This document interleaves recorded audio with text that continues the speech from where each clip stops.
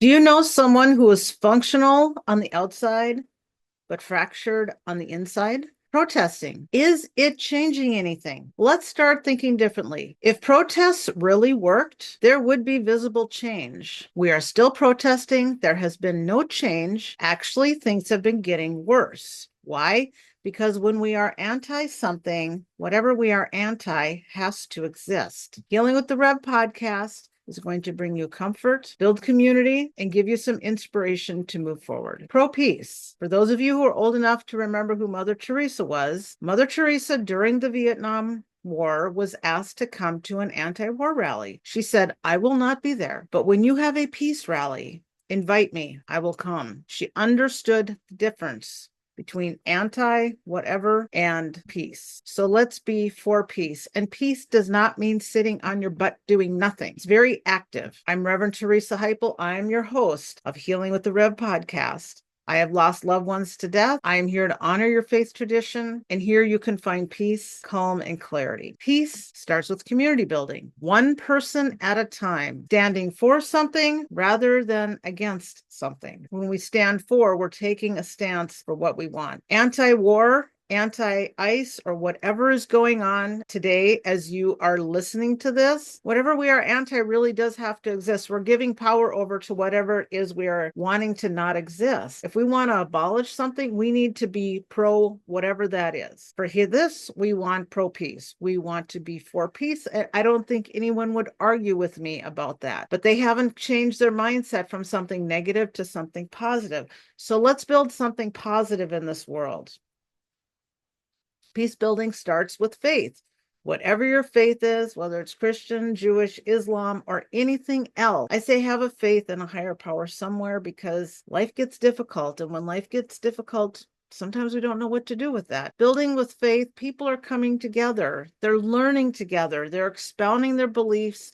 They're expounding justice. And aren't we all wanting social justice? Seriously. Drum circles. It's a great way to release pent-up emotions. At my church, we have a drum circle. And when I go there, I can pound on the djembe drums, as you'll see on this picture. There's a lot of djembe drums. It's a great way because you can come up with your own rhythm and you can come up with your own chant in your head. It's pretty awesome. The podcast format, we're going to have real stories. I'm probably going to be talking more than doing interviews. I have a lot of experience in a lot of different things. I'm going to give you some practical tips and some uplifting interviews as we go along. Expressions of heartache, honoring our pain. This woman is feeling the weight of her loss. Whatever that loss is, she is not sure she wants to face reality. Sometimes reality is really difficult because reality is not someplace where we want to be. But we are here and we are now. And if you're listening to this, you're paying attention. So you are present in this moment. She appears to be afraid to see what is in front of her, whether she lost a spouse or a friend or a child or lost a job, gone into retirement, doesn't know what to do with her time. There's so many different kinds of ways of heartache, so many expressions of heartache. And whatever you're feeling, know that you are in great company and everything you feel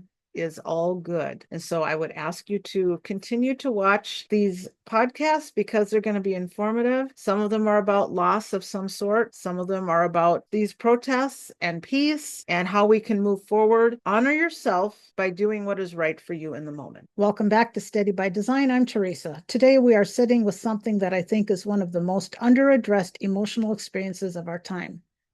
Depletion, exhaustion, not just tiredness, though that's part of it, but the deeper kind of empty, the kind that sleep doesn't fix, the kind where you wake up as tired as you went to bed, the kind where you've given and given and given, and there is simply nothing left.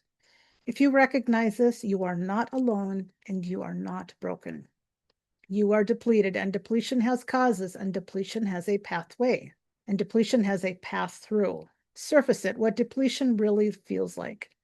There are different kinds of exhaustion, and I want to honor all of them. Physical exhaustion. Your body is genuinely worn down. You need sleep, food, rest, movement at a gentler pace. Emotional exhaustion. You have been absorbing other people's feelings, managing other people's crises, holding space for everyone around you, and no one has been holding space for you. Spiritual exhaustion. You have lost connection with what gives your life meaning. The things that used to fill you up have stopped working. You are going through the motions.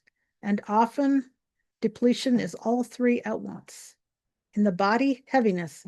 Everything feels like it requires more effort than it should. Even small decisions feel monumental. The eyes want to close, the muscles ache. There's a particular quality of dullness, like the lights have been turned down.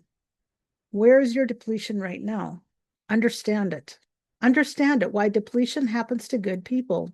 Here's what I observed in 25 years of working with people in grief and healing.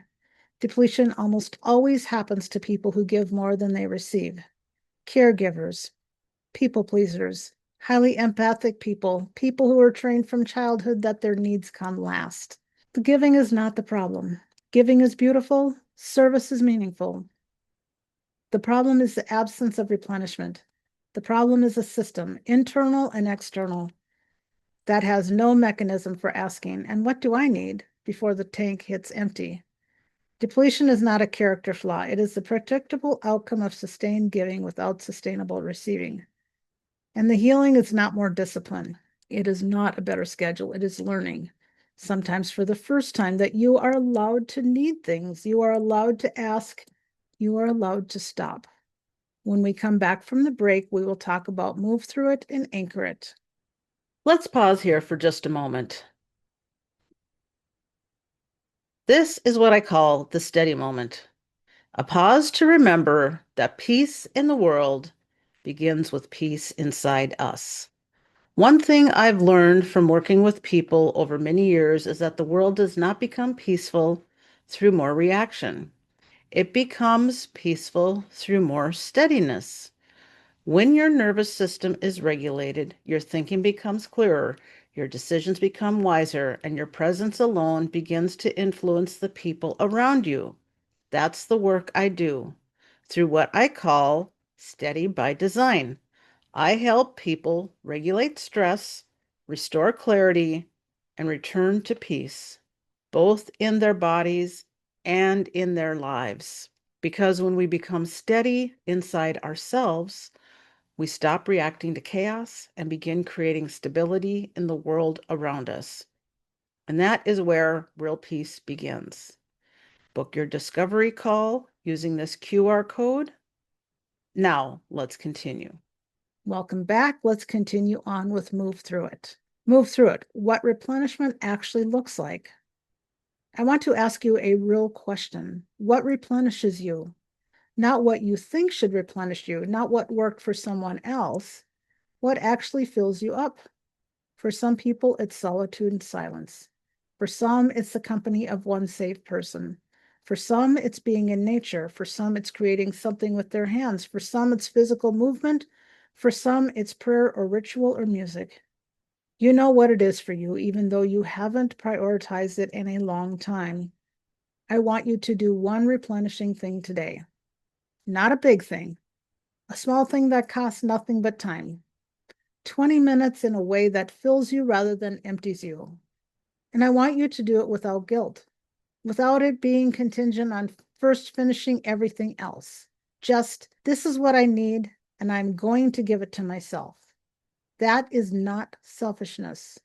That is stewardship of the only resource you have, yourself. Anchor it. Anchor it. You cannot pour from an empty vessel. This is one of those things that sounds like a cliche until you are the empty vessel, and then it becomes a profound truth. Your capacity to love, serve, create, contribute, all of it depends on you having something to give. Rest is not the opposite of productivity. Rest is the foundation of it. You are not a machine with a maintenance schedule. You are a living system that requires reciprocity, give and receive, exhale and inhale, output and input. Your anchor, I am allowed to rest. I am allowed to receive. Replenishing myself is how I serve everyone I love. If you have enjoyed this episode, please like, follow, and subscribe here. Your follow and subscribe allows me to make better quality content for you. I will bring in guests on occasion. If this message resonates with you, I bring the Steady by Design framework to organizations, communities, and events that want to lead with clarity instead of reaction. I'd love to continue the conversation. Thank you for honoring your depletion today instead of pushing past it. Steady by Design is in beta, and you can find it at https://steady-by-design.netlify.app. Until next time, stay steady. You were designed for this.